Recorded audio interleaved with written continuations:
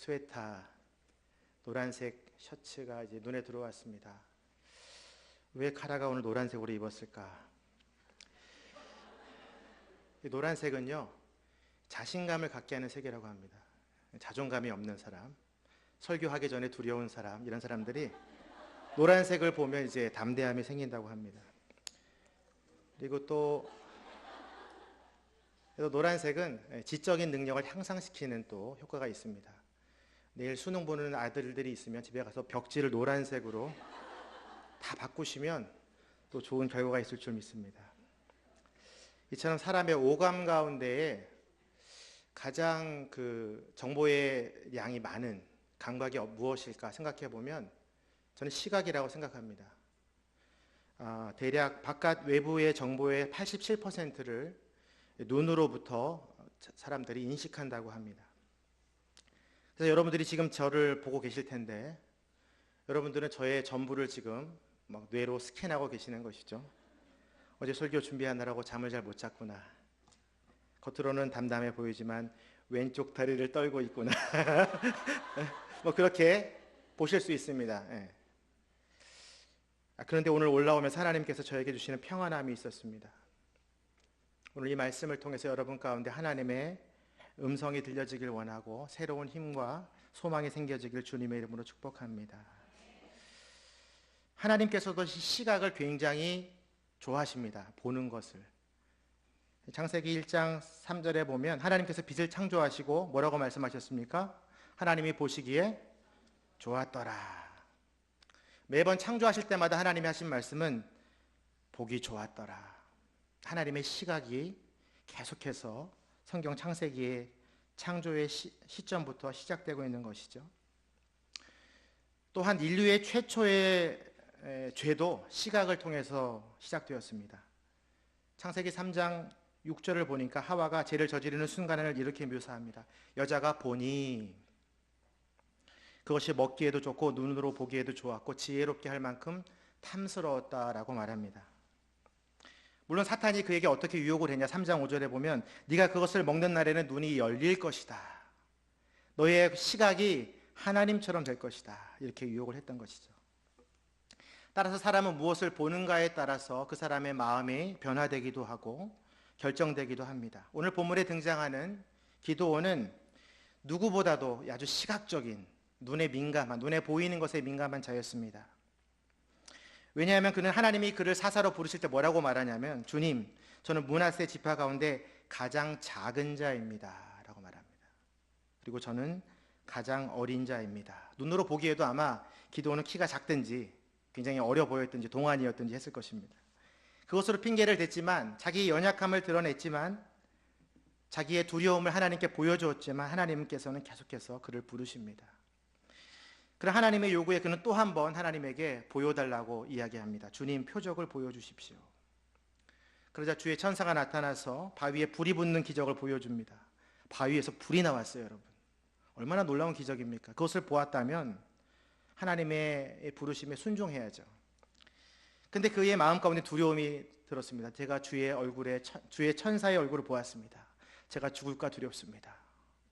보고도 두려워하는 거예요. 그게 우리의 모습이죠. 하나님 보기를 원합니다. 날마다 기도하지만 실제로 하나님이 보여지면 두려운 거예요. 하나님이 나보고 선교지로 가라면 어떻게 하지? 지금 현재 사는 남편과 헤어지라 그러면 어떻게 하지? 하나님이 나타나면 두려운 거예요. 왠지 뭔가 말씀하실 것 같고. 근데 이때도 기도원도 똑같았어요. 보고 싶었는데 하나님의 천사를 보고 나서 두려웠다. 그래서 하나님이 걱정하지 마라. 난 널 죽이지 않을 것이다. 나는 너의 여호와 샬롬의 하나님으로 임한 것이다. 하나님이 계속해서 기드온을 달랩니다. 그래도 기드온이 한 번 더 하나님께 기적을 요구합니다. 표적을 요구합니다. 그것은 바로 양털이 이슬에 적셔지는 표적인데요. 그것도 2번씩이나 아주 까다롭게 양털의 위쪽만 적셔주시고 바닥 쪽만 적셔주시고 한번 해보십시오. 하나님, 마치 하나님을 시험하듯이 그런 눈으로 보기를 원했어요. 그리고 나서 하나님의 명령에 순종하기를 원했던 것이죠. 하나님의 입장에서 보면 굉장히 기가 막힌 사건입니다. 어떻게 부르면 와야지 그렇게 하나님을 시험할까? 우리도 사실 그렇지 않습니까? 하나님, 이번에 한 번만 사인을 보여주시면 제가 여성사역팀에 헌신하겠습니다. 하나님 제 병을 한 번만 고쳐주시면, 기적을 행하시면 제가 장례사역팀에 들어가겠습니다.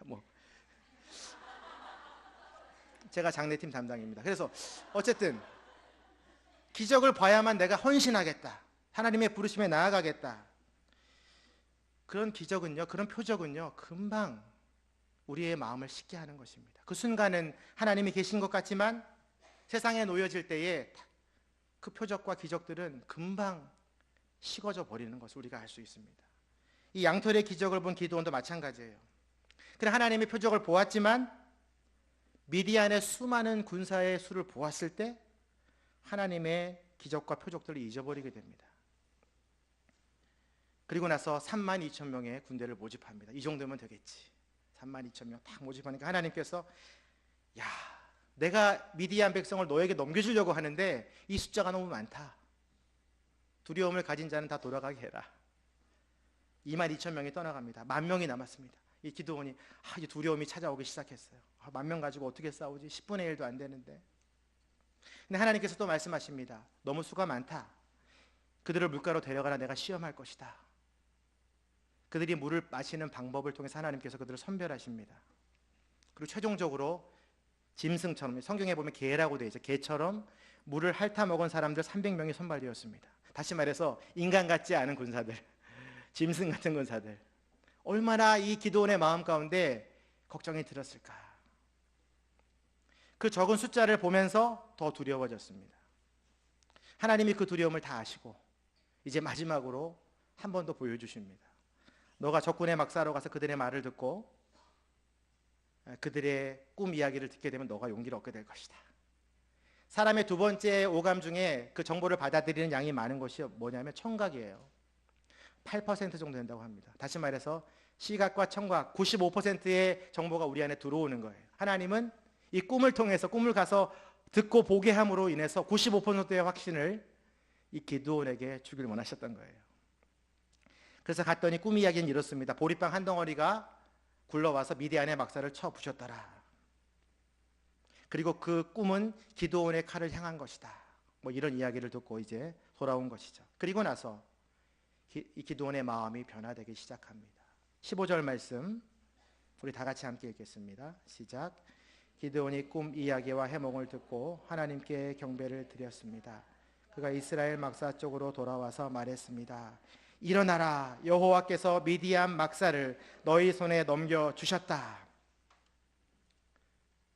오늘 사사기 7장에는 이 말이 3번이나 나옵니다. 여호와께서 미디안 막사를 너희 손에 넘겨주셨다. 3번이나 듣습니다, 기드온은. 그리고 나서 이제 하나님을 전적으로 신뢰하게 됩니다. 그의 눈앞에는 더 이상 이스라엘의 군대의 작은 수가 보이지 않았고, 자기가 므낫세의 지파의 가장 작은 자라는 생각이 들지 않았고, 오직 자신과 함께 하시는 그 여호와 하나님의 약속과 말씀과 그 능력이 그를 사로잡기 시작했습니다. 저는 이 말씀을 통해서 하나님이 기드온을 얼마나 사랑하시는가, 얼마나 긍휼히 여기시는가 깊이 묵상하게 되었습니다. 그가 자신을 작은 자라고 변명할 때에도, 그가 양털 표적을 까다롭게 요구할 때에도, 300명의 작은 군사로 두려워할 때에도 하나님은 늘 그와 함께 하시고 그의 입맛대로 맞게, 그의 구미에 맞게 그를 계속해서 설득하시고 이 자리까지 몰고 오신 것이죠. 그리고 결국 하나님을 바라보게 하고 그 땅을 우리에게 주셨다라고 선포하게 하시는 것이죠. 하나님이 여러분을 향한 마음은 어떨까? 여러분이 하나님이 여러분을 이 자리로 이끄시기 위해서 얼마나 많은 수단과 방법을 동원하셨을까? 옆집에 있는 한 자매가 차를 태워주기 때문에 여기에 온 사람들 있지 않습니까? 누군가 나를 전도했기 때문에 이 자리에 온 분들 있지 않습니까? 때로는 여러분들의 자녀 때문에 이 자리에 와 있지 않습니까? 때로는 도저히 고쳐지지 않는 남편의 이 방황 때문에 여러분이 이 자리에 와 있지 않습니까?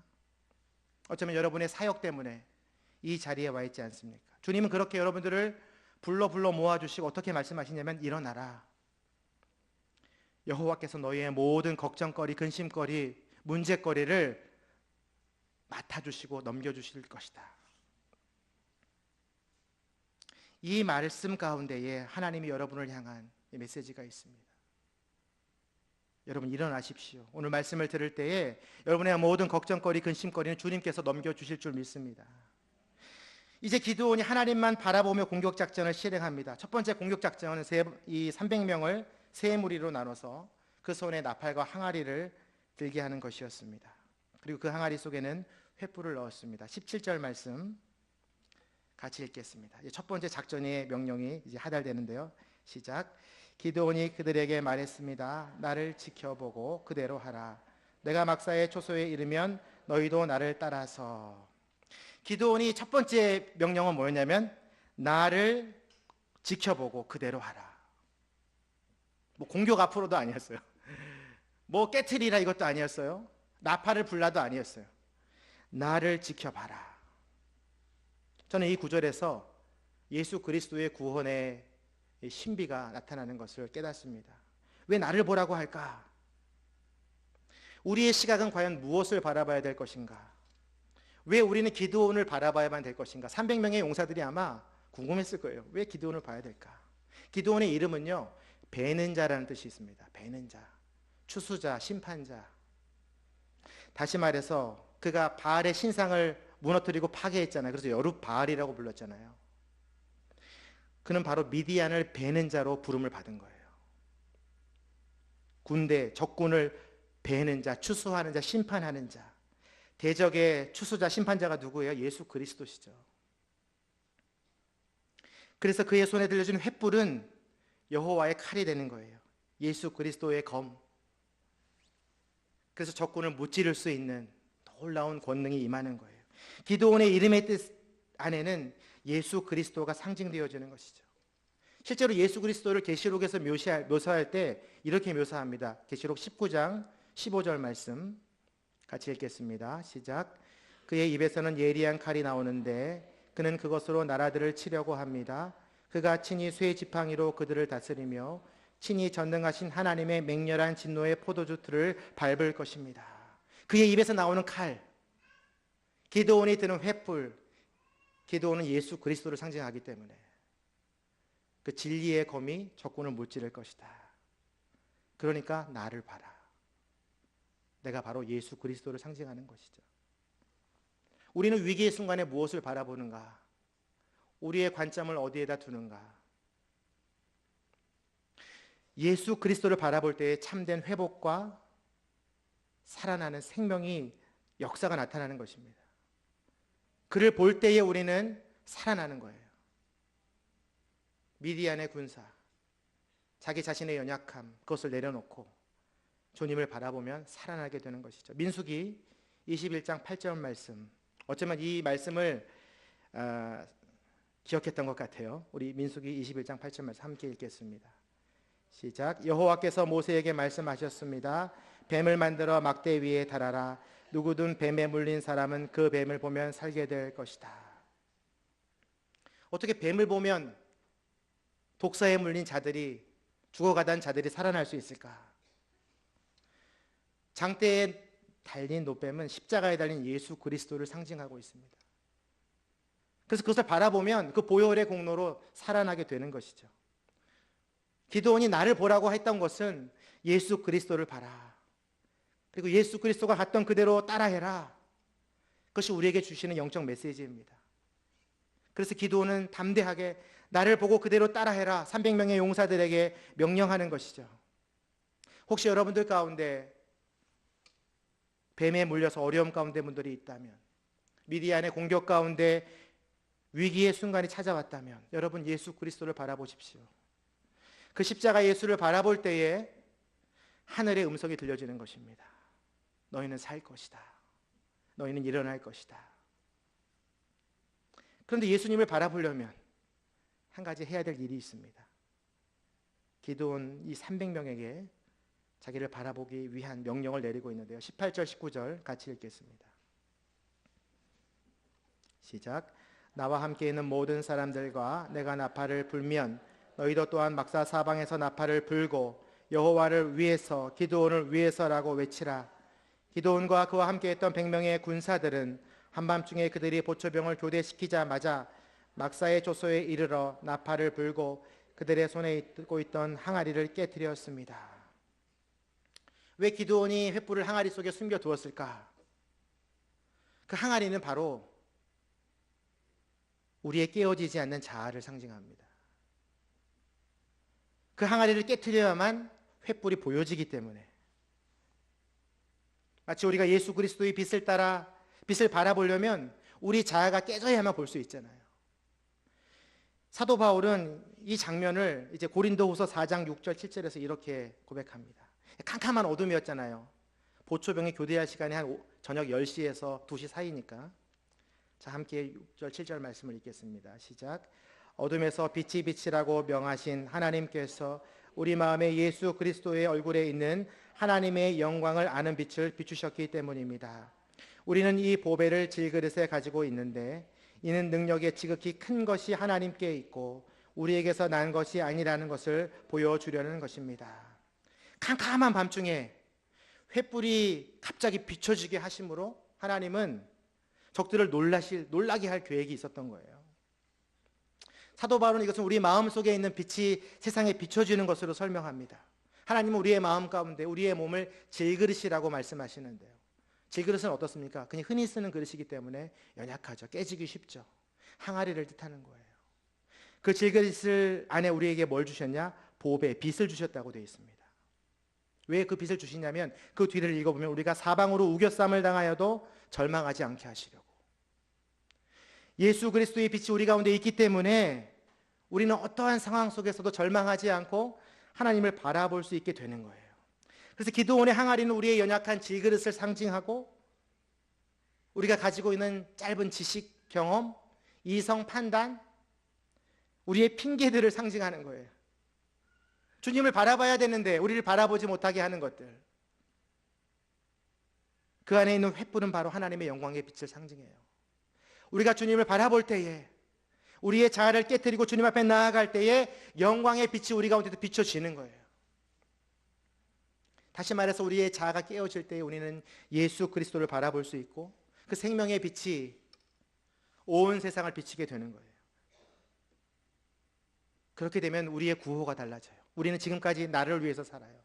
내 자녀를 위해서 살고 내 물질을 위해서 살고 나를 위하여 라고 살았지만 다시 구호가 바뀌는 거예요. 내 자아가 깨어지고 항아리가 깨어지면 어떻게 바뀌어요? 여호와를 위하여 변화되는 거예요. 이 구호는 우리를 위한 구호예요, 여러분. 그래서 제가 나의 자아를 깨트리고 하면 여호와를 위하여를 3번 외치는 거예요. 여러분들은 지금 미디안 전쟁에 나와 있는 거예요. 이걸 크게 외쳐야 돼요. 그래야 자아가 깨지고 여호와의 빛이 발해지는 거예요. 제가 이제 나의 자아를 깨트리고 할게요. 3번 외치는 거예요. 여호와를 위하여. 나의 자아를 깨트리고 여호와를 위하여, 여호와를 위하여, 여호와를 위하여 변화되는 거예요. 기드온이 이 외침 가운데에 이미 승리가 주어진 거예요. 그는 이미 작은 자가 아니에요. 위대한 자가 되는 거예요. 이 선포를 할 때에 하늘의 능력이 그 가운데 내려오는 거예요. 나팔은 어떤 의미일까? 기드온이 불고 있는 나팔은 이제 쇼파르라고 하는데요. 이 순양의 뿔로 만든 양각 나팔입니다. 한 개만 불어도 소리가 굉장히 커요. 뭐 마이크 되지 않아도 저 끝까지 다 들릴 수 있을 정도로 큰데 300개가 동시에 불었다고 생각해 보십시오. 300개. 어떤 이제 고고학자가요, 재밌는 상상을 했는데 여리고성을 무너뜨릴 때도 나팔이 불러졌거든요. 왜 그게 무너졌을까? 과학적으로 검증된 건 아닌데 그분이 주장이 이래요. 양각 나팔을 한꺼번에 많이 불면은 그 소리의 세기 데시벨이 급속도로 증가한다고 합니다. 증가해서 그 소리 에너지가 이제 빔으로 변화된다. 빛의 에너지로. 그래서 어떤 딱딱한 분자들을 파괴한다고 그럽니다. 검증된 건 아닌데 어쨌든 소리가 굉장히 크다는 것이죠. 큰 에너지가 있다는 것이죠. 하나님은 어쨌든 하나님이 그걸 크게 하셨든 작게 하셨든 뭐 중요하진 않지만 그 성이 무너졌잖아요. 오늘도 똑같아요. 그 하나님의 에너지가 선포될 때에 이 적군의 정신줄이 완전히 놓아진 거예요. 고막이 터질 수도 있고 그들의 정신이 이상이 올 수도 있고 그래서 자기 적군들을 계속해서 자기 편을 치고 있는 거예요. 정말 하나님의 방법은 위대한 방법이죠. 나팔이 불려질 때에 하늘의 소리가 그들을 덮은 거예요. 나팔의 의미를 한 번 더 찾아보죠. 출애굽기 19장 16절. 나팔은 어떤 의미일까? 모세가 하나님의 시내산에서 대면하고 내려왔을 때 이야기인데요. 같이 함께 읽겠습니다. 시작. 3일째에 되는 날 아침이 됐습니다. 천둥 번개가 치고 빽빽한 구름이 산 위를 덮은 가운데 우렁찬 나팔 소리가 울렸습니다. 그러자 지난해 있던 사람들은 다 벌벌 떨었습니다. 하나님의 임재가 나타나는 거죠. 거룩하신 하나님의 임재가 나타날 때 나팔 소리가 들렸다. 이 기드온의 나팔이 시작될 때부터 끝날 때까지 300명의 나팔 소리가 아주 우렁차게 그 전쟁터에 울려 퍼질 때 하나님의 임재가 가득했던 거예요. 레위기 25장에 보면 희년을 선포할 때도 양각 나팔을 불러요. 희년은 뭡니까? 즐거움과 기쁨의 잔치잖아요. 노예에서 해방되는 자들의 기쁨의 잔치. 이미 이 나팔 소리 때문에 이스라엘 백성들에게 기쁨과 즐거움이 임하는 거예요. 하나님의 임재했기 때문에. 민수기 10장 9절 말씀 보면은 대적을 치러 갈 때 나팔을 불기 위해서 하나님의 구원을 바라보게 합니다. 하나님의 승리가 이 기드온의 300용사 가운데 가득하게 된 거예요. 방금 말씀드린 대로 여호수아 6장에 보면은 성을 무너뜨릴 때도 제사장들이 양각 나팔을 불었어요. 고린도전서 15장에서는요, 예수님이 재림시에도 나팔이 울려 퍼졌습니다. 다시 말해서 그 안에 예수 그리스도의 영이 가득 찬 거예요. 그러니까 승리할 수밖에 없죠. 나팔 소리가 울려 퍼지는 그 순간 하나님의 임재와 전쟁에 대한 구원의 확신, 승리의 확신이 그 모든 사람들의 마음 가운데 임했던 것이고, 실제로 그것이 눈으로 보여진 거예요. 서로 막 죽이고 칼 하나도 안 쓰고. 여러분, 이스라엘 군대들은요, 이제 막 사람들 많이 모집하기 위해서 훈련이 안 된 사람들도 모집을 한다고 합니다. 수가 많아야 이길 수 있기 때문에. 근데 그들 중에 추린 사람이 짐승 같은 300명의 용사들, 칼 한 번 쓰지 못했던 사람들. 실제로 하나님은 칼을 사용하지 않으셨어요. 하나님께서 직접 칼을 드셨어요. 어떠할 때? 나팔 소리가 울려 퍼질 때. 다시 말해서 기드온의 손에 들려진 횃불과 이 나팔은요, 하나님의 영광의 빛으로 빛이 세상의 죄악과 싸우고 승리하는 장면을 묘사하고 있는 거예요. 근데 이 말씀은 여러분을 향한 말씀입니다. 여러분의 자아를 깨트리고 주님을 바라볼 때에 구원의 빛이 임하고 승리의 칼이 여러분 가운데 주어지는 거예요. 여러분, 사탄을 대적할 때에 승리의 나팔을 부셔야 돼요. 여러분, 사탄이 7길로 도망갑니다. 여러분, 환난 날에 승리의 십자가를 선포하셔야 돼요. 그러면 죽어도 다시 살게 되는 거예요. 그 300명의 목숨을 걸고 나아간 거거든요, 사실은.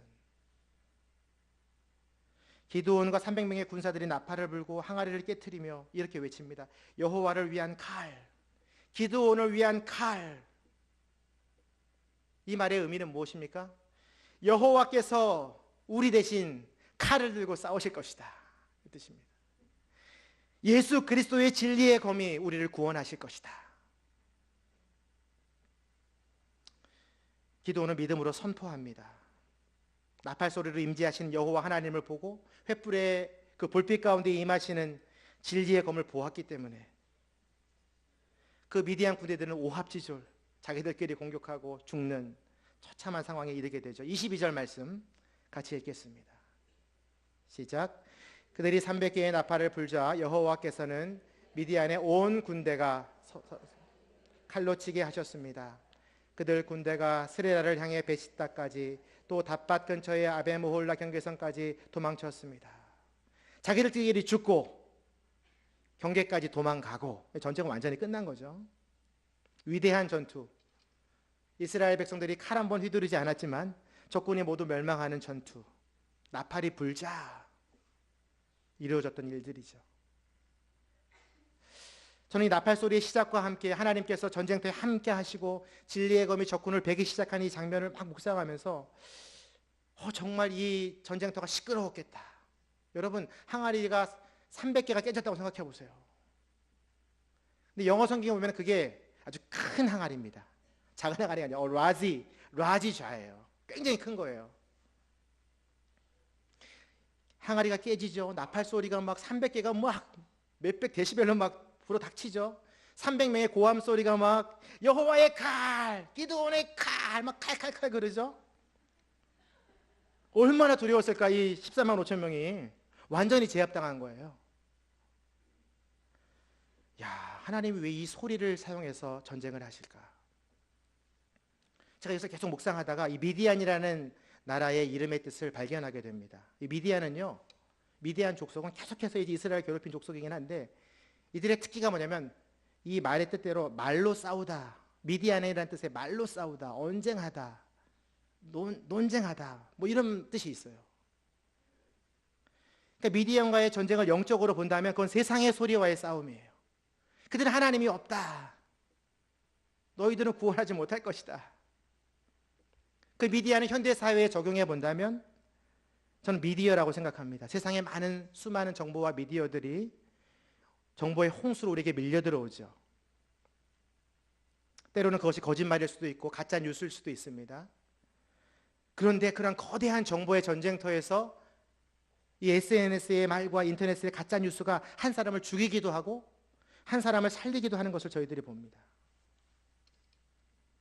사탄은 세상의 정보를 가지고 세상의 말을 가지고 우리를 공격합니다. 너가 믿는 기독교는 영향력이 없어. 세상의 기준에 맞춰서 살아. 성공해야지. 하나님은 너를 떠났어. 너 자신을 위해 살아. 이게 세상의 메시지입니다. 수많은 정보들은 다 그 얘기예요. 그래서 우리들은 세상에만 나가면 이 정보의 홍수에 들어가기만 하면 갈팡질팡해. 어떤 소리를 들어야 될까? 하지만 오늘 말씀은 우리에게 선포하고 있습니다. 너의 항아리를 깰지어다. 여호와의 칼을 들어라. 나팔을 불고 하나님의 소리로 세상을 덮으라. 저를 따라서 한번 선포해 보시죠. 여호와를 위하여 한 번 더 외쳐야 돼요. 여호와를 위하여. 여호와를 위하여. 그리스도를 위하여. 이게 바로 우리가 선포해야 될 메시지예요. 그럼 세상의 소리는 그냥 사라지는 거예요. 자기들끼리 칼질하고 도망가는 거예요. 실제로 이 양각나팔을 불다는 것은 어떤 의미가 있냐?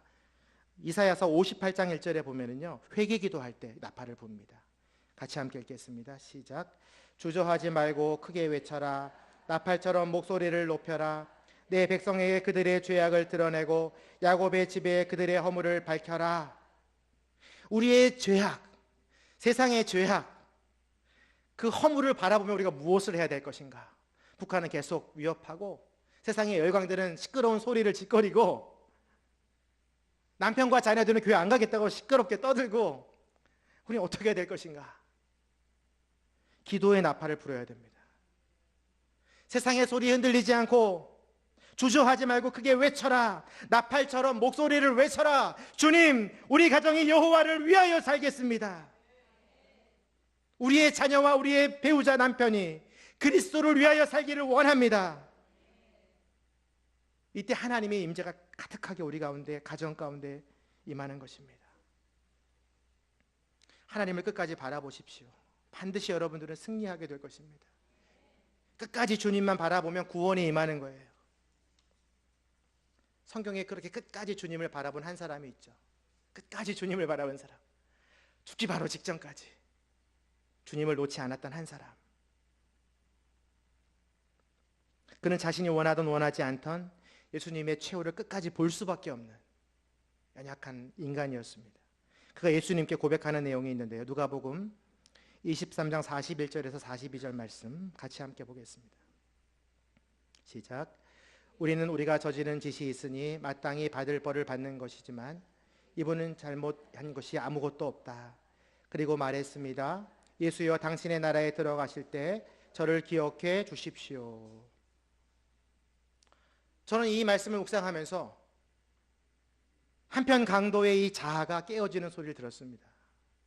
그가 예수 그리스도의 빛이 그 앞에 비치자마자 그의 마음 가운데는 횃불처럼 불타오르는 것을 경험했을 것입니다. 십자가의 고난 속에서 저분은 왜 이렇게 침묵하고 계실까? 수많은 사람의 조롱과 핍박 속에서 그 사람은 왜 그들을 위해 기도하는 것일까? 그는 계속해서 예수 그리스도를 바라보며 자신의 죄를 고백하게 됩니다. 나는 죄가 있으니까 마땅히 벌을 받지만 이분은 잘못한 것이 아무것도 없다. 어떻게 중형을 받은 살인자의 입에서 이런 고백을 할 수 있을까? 저는 이 말씀을 묵상하면서 그가 유대인이었다면 아마 분명히 메시아에 대해서 들었을 것이고 구약의 언약들을 기약했을 것이라고 생각합니다. 저분이 바로 메시아다. 그분을 쳐다보면 쳐다볼수록 그분은 하나님의 아들이고 죄가 없으신 분이다. 이분만이 나의 죄를 씻어주실 구원자다. 이런 성령의 깨달음 없이 어떻게 그가 그 다음 구절을 말할 수 있을까? 예수여 당신의 나라에 들어가실 때 저를 기억해 주십시오. 그가 십자가의 예수를 바라보는 순간 그는 하나님의 언약을 떠올렸어요. 그가 예수 그리스도의 십자가의 그 피 흘림을 바라보는 순간 그가 하나님 나라의 왕임을 바라보게 되었어요. 그가 나의 구세주이고 내가 그분과 함께하기를 원하며 그분의 나라에 들어가기를 원한다고 말하는 거예요. 주여 저를 기억해 주옵소서. 저는 이 기도가 우리의 기도가 되었으면 합니다. 주님, 저를 기억해 주십시오. 비록 강도의 고백은 죽어가는 신음소리였지만 기드온의 횃불처럼 아주 열정적이었고 기드온의 나팔소리처럼 우렁찼다고 저는 생각합니다. 이 고백이 우리 고백이 되어야 돼요. 저를 따라서 한번 고백해 보시죠. 주님, 저를 기억해 주옵소서. 당신이 나의 메시아입니다. 여러분 이렇게 선포하면은요 하늘의 문이 쫙 열리는 거예요. 그 사탄의 공격이 멈춰지는 거예요. 십자가를 바라보고 피 묻은 예수 그리스도를 바라보면 하늘의 평안이 쭉 내려오는 거예요. 여러분의 항아리가 깨트려지는 거예요. 하나님이 역사하시는 거예요. 여호와를 위하여 그리스도를 위하여 선포하며 이번 한 주간을 하나님의 검으로 승리하는 한 주간 되기를 주님의 이름으로 축복합니다. 기도하겠습니다.